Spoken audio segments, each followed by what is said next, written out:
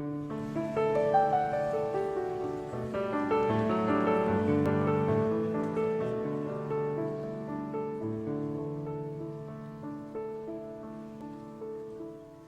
obrigado por podermos estar aqui.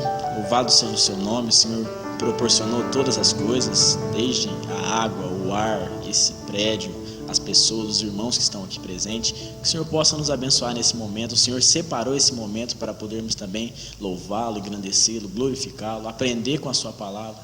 Nos ajude nesse momento, ó Deus. Que o Senhor possa continuar nos dando essa liberdade de culto que nós temos, de poder abertamente abrir as portas e convidar todos a se achegarem à tua casa. E abençoe aqueles também que são perseguidos por amor do teu nome. Abençoe aqueles irmãos que não puderam vir ou que não quiseram vir. O Senhor sabe os motivos, que eles também possam ser grandemente abençoados. Mas hoje, Pai, fala conosco através desse personagem, que nós possamos, em uma breve introdução, aprender um pouco com esse homem. Que o Senhor nos ajude, nos abençoe nessa noite. Em nome de Jesus eu oro. Amém e amém. Eu já vou começar com algo que parece estranho. Em Lucas é mencionado que ele é filho de Bar-Jonas, ou Jonas. Só que em João é mencionado que ele é filho de João. Eu pesquisei, eu procurei e não encontrei uma solução. Ele é filho de quem? Bar-Jonas, João? João Bar-Jonas? É a mesma pessoa? Eram dois nomes? João é mencionado lá no original, como eu vi em um comentário. Ah, você é filho do Zé, filho do João, como se fosse uma pessoa comum, porque ele era um pescador, alguém simples. Eu não sei, mas a gente pode ter certeza que ele tinha um pai só. Mas vamos continuar. Ele ganhou o sobrenome, o segundo nome Pedro. Não era Pedro, era Simão. Simão Pedro. Pedro significa rocha, pedra. No aramaico é Cefas, algumas versões também pode estar Cefas. Para designar o que? Firmeza, força. Alguém firme. Nós sabemos que a vida dele não foi totalmente firme, ele teve seus altos e baixos. Jesus chamava ele por Simão Pedro quando ele estava vacilante, quando ele estava com medo, passando alguma dificuldade. Assim como a minha mãe só me chama de Luiz Fernando quando eu faço alguma coisa errada. E eu imagino que a Gislaine, quando chama Dorian Anderson Souto, ele pode ter certeza que alguma coisa errada aconteceu. Mas aqui, Jesus lembrava ele: Simão, você é rocha, você é pedra, você deve ser firme. Então, por isso que Jesus, algumas vezes, vocês vão ver que é mencionado Simão Pedro.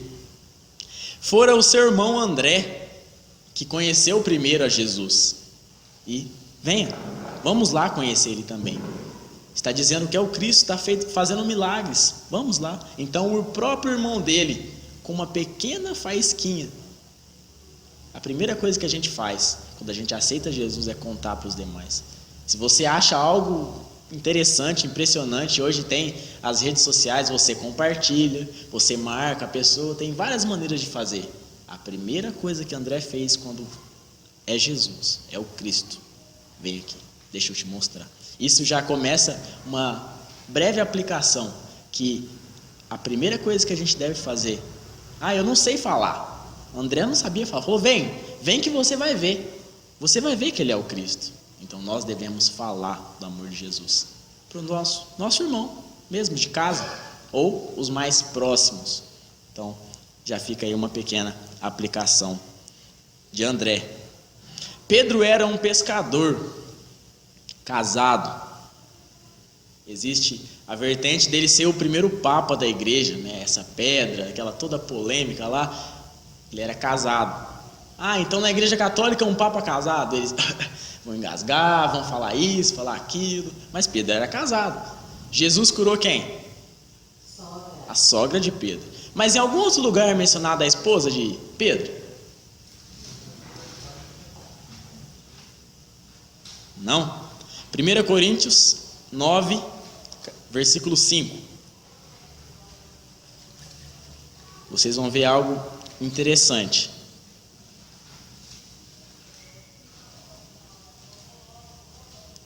1 Coríntios capítulo 9, versículo 5. Paulo escrevendo aos Coríntios, defendendo o seu ministério como um apóstolo, ele menciona no versículo 5: não temos nós o direito de levar conosco uma esposa crente, como fazem os outros apóstolos, os irmãos do Senhor e Pedro? Traduzindo, a esposa de Pedro o acompanhava nas viagens missionárias. Aí que ficou pior. Aí vão querer falar que Pedro era o papa e tinha uma papisa. Não tem para onde eles correrem. Se ela acompanhava ele, ela acompanhava o ministério dele, né? Esquece essa coisa de Pedro, papa. Pedro foi presbítero, foi pastor, trabalhou na Babilônia e teve um grande ministério. Ele tinha uma casa em Cafarnaum, e foi lá nessa cidade, lá na casa dele, que Jesus curou a sua sogra. Pedro escreveu as 2 epístolas, 1ª e 2ª Pedro, mas nenhuma parte da Bíblia. O que nos chama a atenção nos seus escritos era o grande conhecimento que ele tinha do Antigo Testamento. Ele cita Noé, ele cita Sodoma e Gomorra, ele cita passagens do Antigo Testamento, como aconteceu lá, como aconteceu. Ele cita Balaão e a jumenta, algo assim que a gente lê e passa desapercebido. Uma jumenta falou, e Pedro lembrou disso quando estava escrevendo, e ele advertiu aquele povo com esse exemplo, um grande conhecimento do Antigo Testamento. Também a sua esperança na segunda vinda de Jesus. Quando eu acabei de ler 1ª e 2ª Pedro, eu fiquei apaixonado pelo amor que ele tem na segunda vinda de Jesus. Ele anseia, assim como Paulo também escreve dessa maneira. Ele espera, ele aguarda a segunda vinda de Jesus. E algo acima disso, não somente a segunda vinda, os seus escritos são extremamente cristocêntricos. Como pode um pescador, alguém que não era culto como Paulo foi estudado, fariseu de fariseu, mestre, um pescador? Sim, Deus usa quem Ele quer. A Bíblia é inspirada, sim, mas Pedro não tirou as suas características. Assim como nós sabemos as características de Paulo, as características de Moisés, Pedro tem as suas características na escrita. Foi grandemente usado por Deus. Ele também menciona em relação à santidade, isso me chamou muita atenção. Sejam santos, como o Senhor, seu Deus, é santo. Tenham uma vida santa. Então, são coisas que chamam atenção em 1ª e 2ª Pedro. Vamos falar sobre o primeiro encontro com Cristo que ele teve. Ele estava lá no seu barco, havia acabado de pescar a noite inteira, tentando, nada acontecia. Então, Jesus vem, ele meio estranho, senta no barco dele e fala: afasta um pouco, e começa a ensinar. E Jesus ensina, e ele se deliciando com o mestre dos mestres, o supremo pastor. E então Jesus volta, acabou o ensino. Jesus fala a ele: vá, lança a rede no lugar mais fundo. Ele era conhecedor, era um pescador, ele sabia qual região era mais fundo daquele lugar onde ele pescava. Lança a rede. E ele poderia falar: para, quem é o pescador aqui? Sou eu. Eu conheço esse rio, esse mar como a minha mão. Eu domino. Quem é o Senhor? Ele não diz isso, porque o Senhor me disse isso. Eu vou e vou lançar a rede. E ele foi com os companheiros dele, lançaram as redes e começou a puxar, e a rede começou a arrebentar de tanto peixe que tinha. Ele chamou: vem me ajudar, porque hoje eu não estou aguentando. Para vocês terem uma noção, o barco estava começando a afundar de tanto peixe que tinha.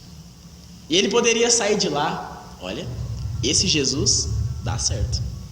Dá certo. Não é tem um novo remédio agora que está todo mundo tomando ele, Tilenol Sinus, um verdinho, todo mundo indica ele, porque é bom. Parece que é bom. Aí ele podia pegar e falar: Jesus é bom, é o caminho para a minha prosperidade. Olha aí, eu joguei a rede, saí cheia de peixe. Uma bela aplicação para a teologia da prosperidade, correto? Errado. O que Jesus diz para ele quando ele volta? Siga-me. E o que ele faz? Deixa tudo. Como assim? Ele não pegou os peixes lá? O que aconteceu com os peixes? A gente não sabe. Se você ler o contexto, ele só chegou, ele não tinha chegado à beira do mar. Chegou, estacionou lá seu barco, lá conforme tinha, deixou tudo e o seguiu. Mas e o peixe? E o lucro que ele teria? Ele deixou tudo. Esse já é um começo fantástico da história de Pedro. Dava para começar a escrever um livro, né? Capítulo 1, Encontro de Pedro com Jesus. Fantástico. Tem muito mais que aprender com ele ainda. É uma grande história. Mas antes da gente continuar essa história, eu preciso esclarecer algumas coisas. Primeiro, Pedro, ele foi um apóstolo. Vamos lá. Lucas 6, versículo 12 até o 14. Lucas capítulo 6, do versículo 12 até o versículo 14.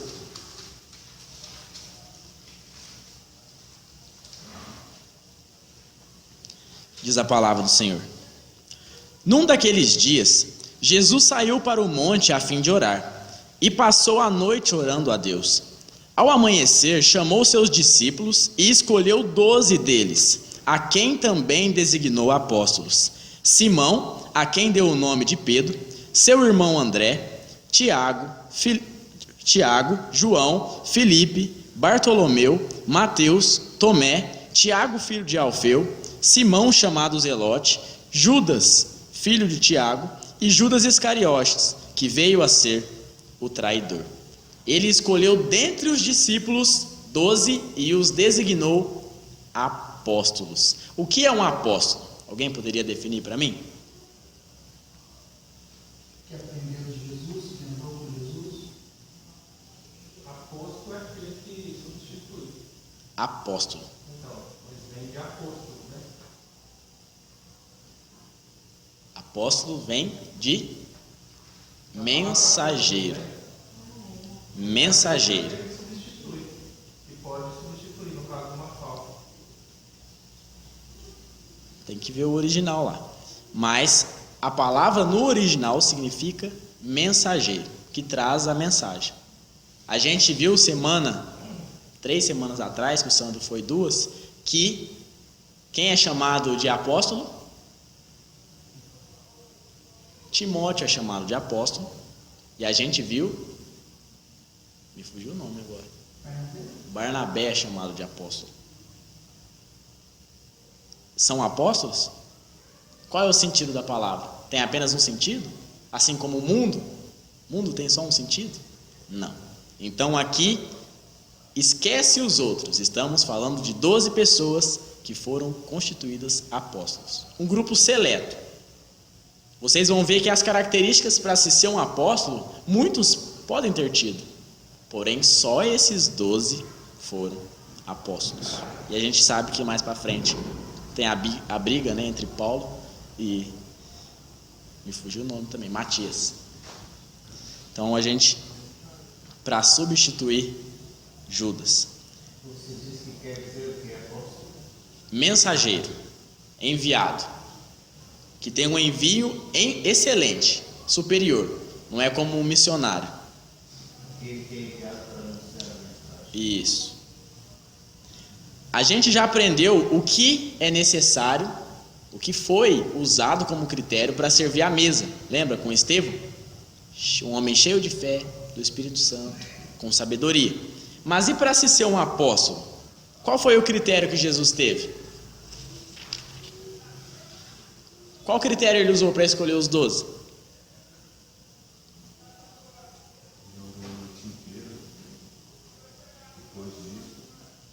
Ele orou para saber a vontade do Pai. Ele não fez uma lista com todos os nomes.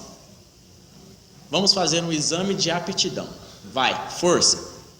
Agora pronto, flexão. Agora corrida. Ele não fez isso. Ele orou. Ele foi até Deus. Primeiro, que se ele fosse fazer um exame, ele ia chegar, você não consegue correr, porque ele é onisciente. Não adianta, para que ele ia fazer um exame desse? Ele sabe de todas as coisas. Ele sabe. Você não consegue pular. Não, você vai fazer 50 flexão, na 51 você vai... Ele sabe. Ele não olhou isso. Ele também não olhou o status na sociedade. Não, Pedro era possivelmente um empresário, tinha alguns barcos, então eu vou escolher Pedro. Não, ele não olhou isso. Ele também não olhou em relação à sabedoria, o futuro promissor. Porque se ele tivesse olhado essas coisas, ele não escolheria Judas. Judas, ele tinha algo que ele tinha que fazer. Então, mesmo assim, mesmo sabendo isso que eu não consigo entender, mesmo sabendo que Judas iria o trair, ele escolheu. Teve a mesma paciência com Judas e com os outros. Lavou os pés de Judas, assim como lavou os dos outros. Mas mesmo assim, ele sabia que Judas iria trair. Dentre esses 12 que Jesus escolheu, 4 eram pescadores: Pedro, André, Tiago e João. Um era publicano, cobrador de imposto, que é Mateus. Ele cobrava imposto do próprio povo dele, para os romanos. Agora imagina a briga. Um era zelote. E o que é um zelote? Zelote é um grupo de judeu nacionalista, anti-romanos. Um zelote, se ele visse um publicano de costa, era a isca perfeita. Matava. Porque ele é um traidor. Como que, sendo um dos nossos, ele vem, extorque, muitas vezes também pegava mais do que o necessário, que eles eram ricos, para poder ter para eles e dar para o governo romano. Então, eles não tinham uma boa relação. Porém, Jesus escolheu um de cada um. Eles não tinham o mesmo modo de pensar. Mas tinham irmãos lá, correto, mas não tinham o mesmo modo de pensar. De partidos opostos, imagina a briga que não poderia ter causado, se não fosse o que eles tinham em comum. Segue. Eu acho que ali acaba tudo. Posição social, racial, como alguns podem discriminar, partido, eu sou um zelote, não me misturo com um publicano. Acaba tudo. Em Cristo, essas coisas acabam. Segundo, ser apóstolo não é um cargo que nós conseguimos chegar depois de vários anos na igreja. Por que eu devo mencionar isso? Porque hoje tem a onda desses apóstolos que estão surgindo. É um nome bonito, é um cargo excelente. Não, isso não acontece. Eu estou 5 anos na igreja, eu já posso ser um diácono. Então, com 10 eu sou um pastor, com 30 eu posso ser um apóstolo. Por que não? Isso não acontece. Não é tempo. Nem para pastor é tempo. Pastor é chamado, diácono é chamado, servir é um chamado que Deus nos dá. Um evangelista é um chamado, é chamado. Apóstolo é chamado, mas não acontece hoje. Hoje é impossível haver um apóstolo, porque existem qualificações necessárias para ser um apóstolo. Primeiro, alguém que acompanhou Jesus durante todo o tempo, desde o batismo até a sua ascensão. Foi o critério que Pedro, como porta-voz lá, quando foi escolher entre Matias e o outro, usou. A gente tem que escolher um homem que acompanhou. Segundo, ter sido escolhido pelo próprio Cristo para ser apóstolo, porque quem escolheu dentre os discípulos 12? O próprio Cristo. Não foi eles que levantou, falou não. Cristo escolheu. E terceiro, ter visto Jesus pessoalmente, que é o que Paulo fala. Não sou eu apóstolo, 1 Coríntios 9:1, não vi ao Senhor. E também Pedro, em 1 Pedro 1,16, fala que de tudo que aconteceu ele é uma testemunha ocular. O que é uma testemunha ocular? Uma testemunha de óculos? Não, uma testemunha que viu, que presenciou todas essas coisas. Então, ninguém pode se intitular apóstolo, e uma frase que é bem conhecida: apóstolo bom é apóstolo morto. Já passaram.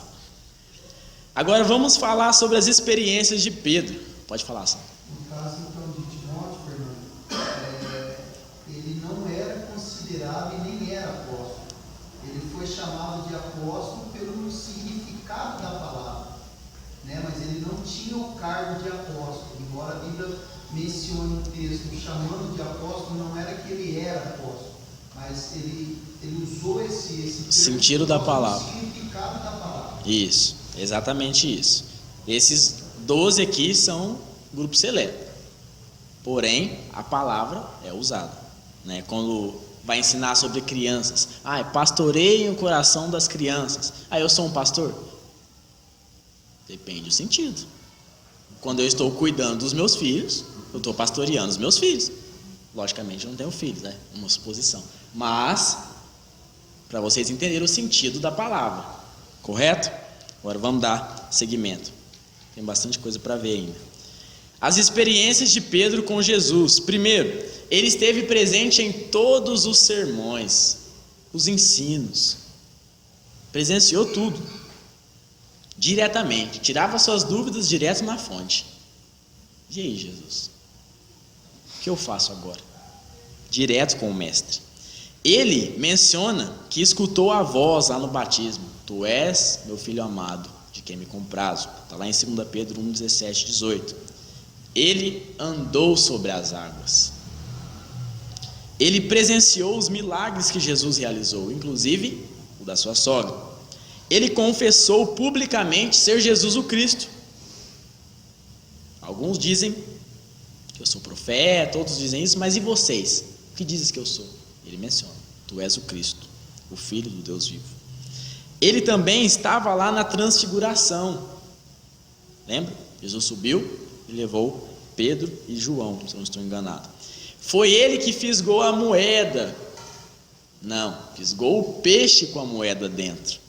Imagina você ir pegar um peixe com a moeda dentro. Jesus fala: faz essa receita que vai dar certo. Vai lá, pega o primeiro peixe que você pegar, você abre a boca dele e vai ter uma moeda. Aí você vai e paga o imposto que resolveu o problema. Imagina se fosse assim com a gente. Imagina a fé. Eu não tinha que vir do próprio Jesus, porque senão não iria nem tacar a vara, porque saiu uma moeda ainda do primeiro peixe, sem falar, do primeiro peixe, e abriu a boca e saiu uma moeda para poder pagar o imposto. Ele presenciou a morte, o sepultamento e depois viu Jesus ressuscitado. Jesus lhe ordenou para que apacentasse as suas ovelhas. E em Atos ainda a gente vai falar sobre a presença dele na ascensão de Cristo, quando Jesus foi elevado. Ele pregou no dia de Pentecoste, ele curou um coxo na porta da entrada do templo, ele repreendeu Ananias e Safira. Pessoas eram curadas quando a sombra dele passava pelas pessoas. Ele foi milagrosamente libertado da prisão uma vez, curou Enéas, um paralítico, ressuscitou Dorcas, foi preso novamente, liberto da prisão por um anjo, esteve no concílio de Jerusalém e outras coisas que eu não tenho como nem mencionar, porque ele é tão mencionado em toda a Bíblia. Se nós fôssemos falar também, falaríamos bastante. Porém, Pedro também cometeu muitos erros. Pedro era inconstante, lá em cima, lá embaixo. Algumas coisas. Ele andando sobre as águas, teve medo e começou a afundar. Ele repreendeu Jesus. Jesus foi ensinar: é necessário que o Filho do Homem sofra, morra, mas vai ser elevado ao terceiro dia. Não, Senhor, isso não. Isso não. E o que Jesus disse? Para trás de mim, Satanás. Você não pensa nas coisas de Deus, mas nas coisas dos homens. Imagina. Ele não queria deixar Jesus lavar os seus pés. Não, longe de mim isso. Aí Jesus explica para ele o motivo: então me lava inteiro, porque aí eu já vou estar. Ele deu trabalho para Jesus, viu? Ele cortou a orelha de Malco. Foi ele que fez isso. Negou Jesus por 3 vezes. E depois sobrou um pouquinho para Paulo. Paulo teve que exortar ele porque ele teve uma atitude hipócrita. Lá em Gálatas 2, versículo 11 a 13. Não fala isso não. Não fala isso não. Isso é piadinha sem graça de pastor. Porque Jesus curou a sogra dele. Não, isso aí é piadinha sem graça. Não. Vamos voltar para o texto. Eu gostaria de perguntar para vocês: como que isso é possível? Sabe, os filmes não são assim, as histórias não são assim. Quando está no ápice do super-herói lá, com toda a força, ganhando, é só vencer, ele afunda nas águas. Olhando do lado com Jesus, andando sobre as águas, ele afunda. Como que pode aprender aos pés do Mestre, o Senhor dos Senhores, que tinha todo o conhecimento, toda a sabedoria, e depois tentar fazer justiça com as próprias mãos? Como que pode ele estar presente em todos os milagres, ver Jesus acalmando a tempestade, expulsando demônios, curando enfermos, fazendo todas as coisas, depois dizer que daria a vida por Jesus e negá-lo?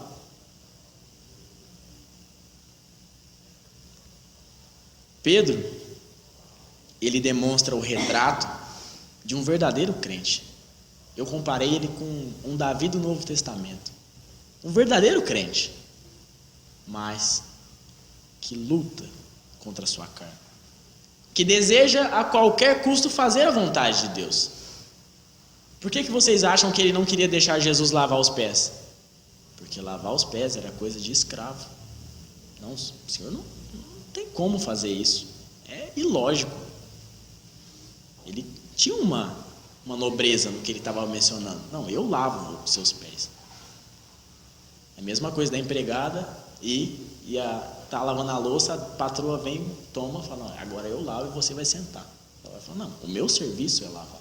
Não, mas agora eu quero. Ela não vai conseguir entender. Então ele tinha uma lógica no que ele estava mencionando, porém estava errado. Era necessário, pode falar. Era um pouco mais humilhante, né?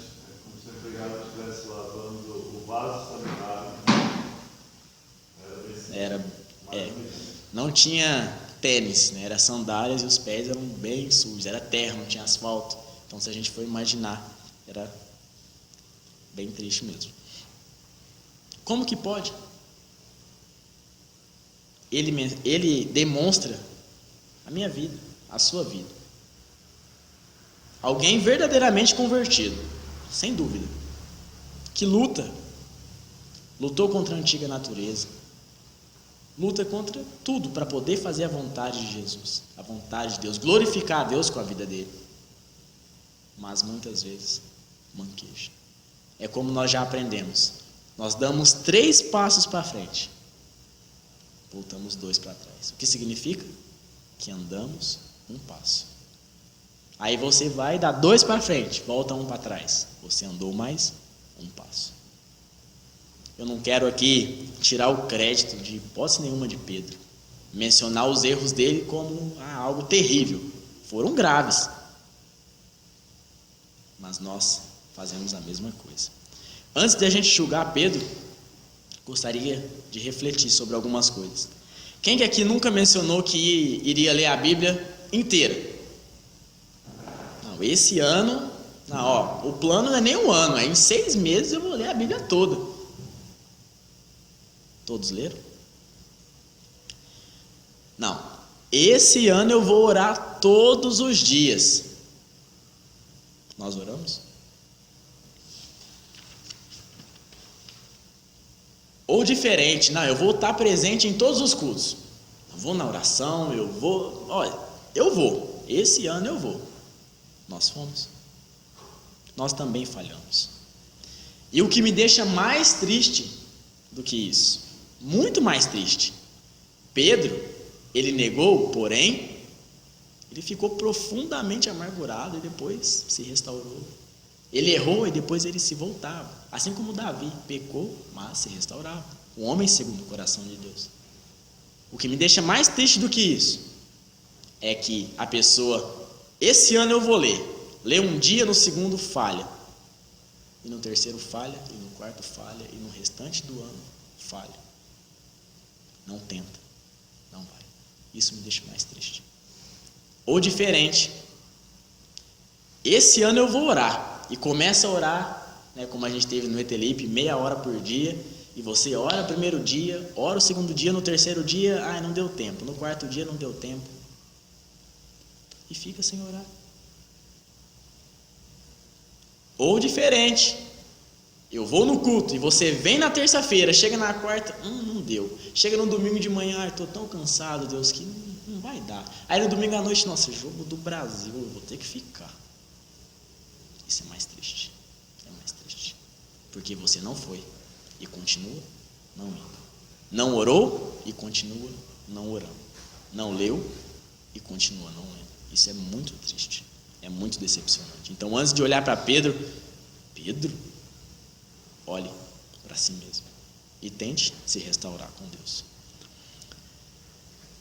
Pedro, assim como nós, se volta para Deus. Nós devemos fazer isso.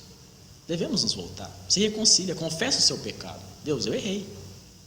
Deus, faz 1 mês que eu não pego na Bíblia. O que é isso? Mas se volta para Deus. Tenta novamente. Dá 1 passo, dá 2. Eu vou voltar. Mas continua tentando, persista. Por isso que eu mencionei o versículo. Esse é o motivo que eu escolhi o primeiro versículo. Estou convencido de que aquele que começou a boa obra em vocês vai completá-la até o final. Ninguém melhor para falar isso do que Pedro. Uma hora lá em cima, outra hora lá embaixo. Uma hora lá em cima, outra hora lá embaixo. Ele vai terminar. Só que eu também gostaria de mencionar o porquê que eu escolhi 1 Pedro 3,15 como versículo favorito, que é: antes, santifiquem a Cristo como Senhor em seu coração. Estejam sempre preparados para responder a qualquer pessoa que lhe pedir a razão da esperança que há em vocês. Pedro, ele era convicto do poder do Espírito Santo que atuava na vida dele.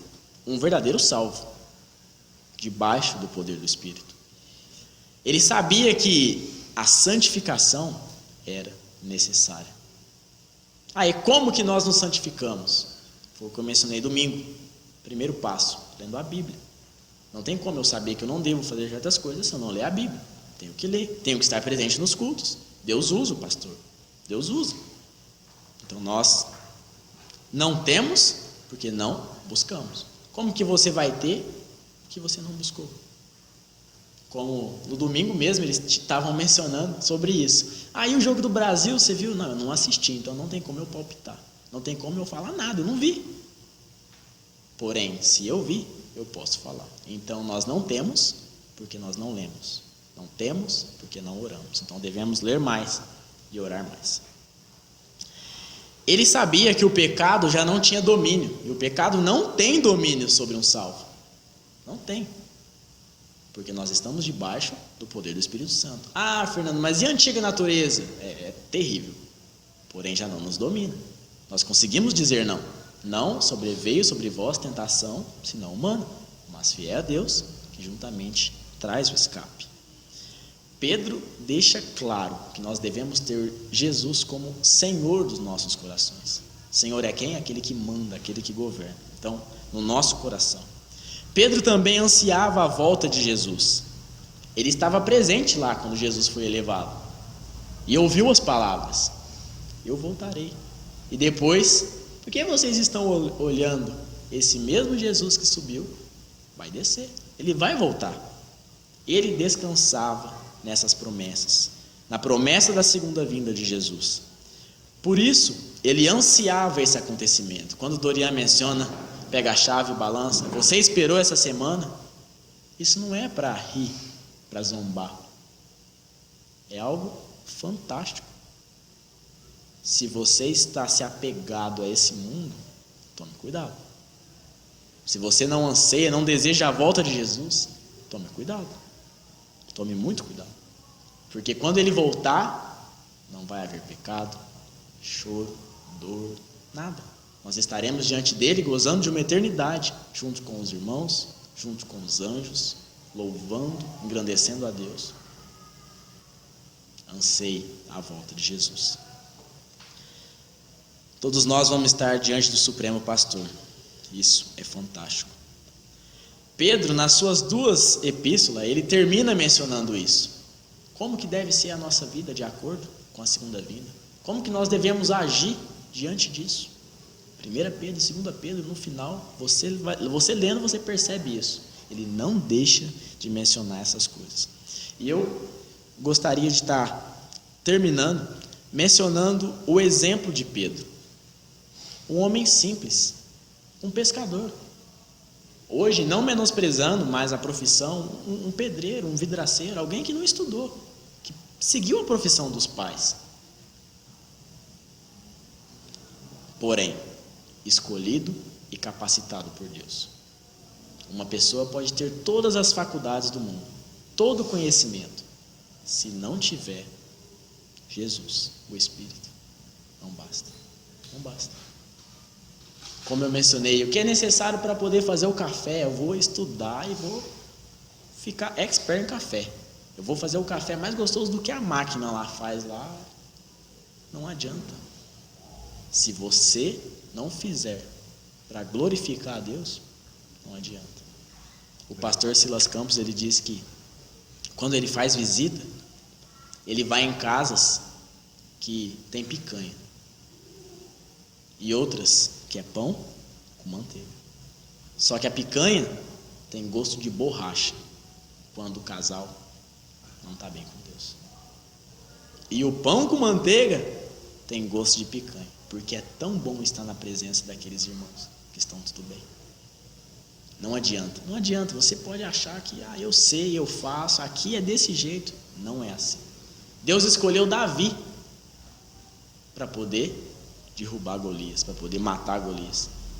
Eu escolheria outro. Não, peraí, vamos pôr Isaías, mais forte, maior, vamos lá, a gente vai na retaguarda, procura alguém. Deus pegou Davi, porque Deus não olha como nós vemos, Deus vê o coração. E a vitória já era certa. Davi não chegou também confiando na sua espada. Davi foi e falou: você vem contra mim com ameaças, incircunciso, eu vou contra você no poder de Deus. E hoje eu vou mostrar que há Deus em Israel. E foi lá e matou Golias. Alguém capacitado por Deus, que lutou contra os seus erros, contra os seus pecados, contra os seus defeitos, contra as suas fraquezas até o final da vida. Você acha que é fácil? Não é fácil ser um cristão. Não é fácil. Mas eu garanto para vocês, não tem nada melhor no mundo do que servir a Cristo. Eu quero ser rico, eu quero fazer isso. Não tem. E se eu viajar? Não tem. Há lutas, há batalhas, há terríveis, mas não há nada melhor do que servir a Cristo. Se sofrer, sofra por ser cristão, não por ser roubador, assassino, nada disso. Sofra por ser um cristão. É o que Pedro ensina na sua carta. A gente vê também que ele buscava a santificação em todo o tempo. Ou vocês acham que ele só falava de boca e não tentava viver? A vida dele demonstra isso. Ele teve auges assim que a gente vê e fala: alguém andar sobre as águas. Ele confiou. Porém, inconstante. Mas ele buscou, não desistiu. Ele, com fervor, aguardava a segunda vinda de Cristo. Talvez Jesus possa voltar essa noite. E a gente pode pegar o exemplo de André. A gente convidou o nosso irmão para vir a Cristo. A nossa mãe, o nosso tio, a nossa irmã, primo, prima, seja quem for, o nosso vizinho. A gente convidou para vir a Cristo. Nós devemos saber que Jesus está voltando. Se Paulo, se Pedro, se o autor de Hebreus e todos os escritores mencionavam que Jesus está voltando assim, hoje, que dirá hoje, em 2015? Jesus está às portas. Que estes também sejam os nossos objetivos: glorificar a Deus com a nossa vida. Fernando, eu não sou perfeito, eu sou humano. Correto, isso não é desculpa para pecar. Porém, nós sabemos as nossas limitações. Isso sim serve ser humano. E saber que dependemos totalmente de Deus. E eu vou falar aqui as palavras de Pedro. 1 Pedro 4, versículo 12 a 13. Pedir que os irmãos abram lá para a gente finalizar.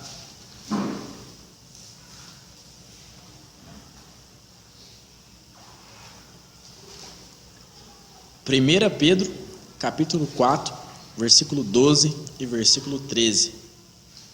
Talvez o que a gente viu hoje possa acontecer algo.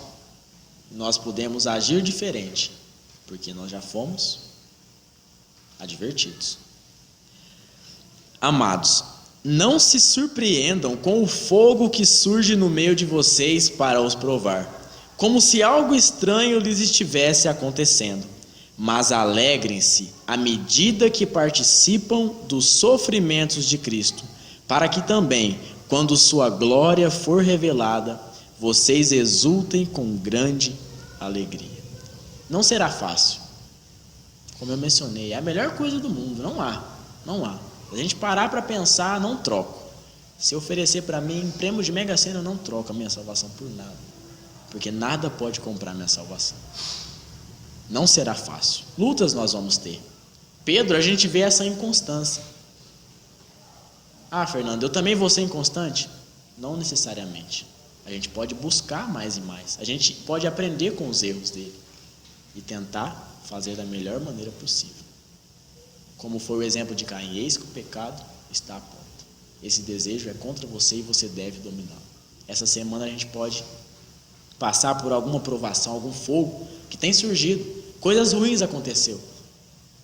Tem acontecido. Mas que nós possamos descansar totalmente, unicamente no Senhor. E saber que logo, logo, tudo isso vai passar. Amém? Vamos orar para finalizar? Deus, obrigado pela sua palavra. Louvado seja Deus pelo seu livramento. Louvado seja Deus pelo seu consolo. Que o Senhor possa continuar nos ajudando. Que o Senhor proporcionou tudo para nós, enviou o seu Filho, salvação, o Espírito Santo, tudo, Pai. O Senhor tem feito e eu sei que o Senhor continuará fazendo. Que o Senhor possa nos capacitar para toda boa obra. Que nós possamos também não ser negligentes, o que depender de nós, a leitura bíblica, a oração, a frequência nos cultos. Que o Senhor possa nos ajudar. Ó Deus, obrigado por esse teu servo, que tantas coisas fez no nome do Senhor. Que nós possamos continuar aprendendo com a vida dele. Há tantas coisas, Pai, que ele fez também, que nós nem sabemos, mas aquelas que o Senhor deixou revelada a nós, que nós possamos, no decorrer desse mês, dos meses à frente, aprender juntos, Pai, para que possamos glorificar o teu santo nome.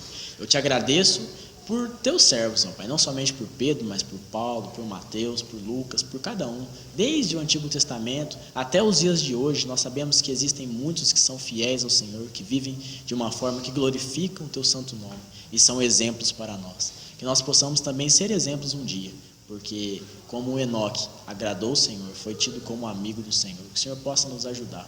Nós sabemos que dependemos totalmente do Senhor. Que nós possamos te louvar e te engrandecer. Eu te agradeço e te louvo no santo nome de Jesus. Amém e amém.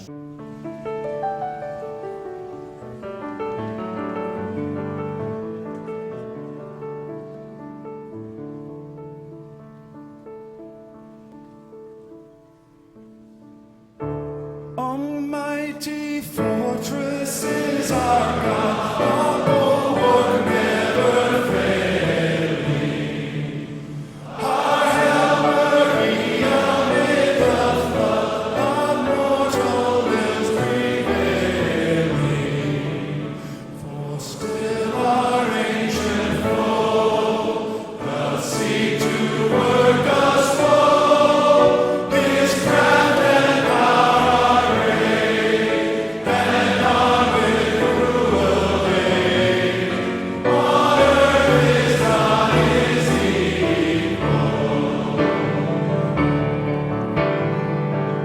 Did we in our own strength confide, our striving would be losing. Were not the bright men on our side, the men of God's own choosing. Dost ask who that may be? Christ Jesus is He, the Lord of hosts His name. From age to age the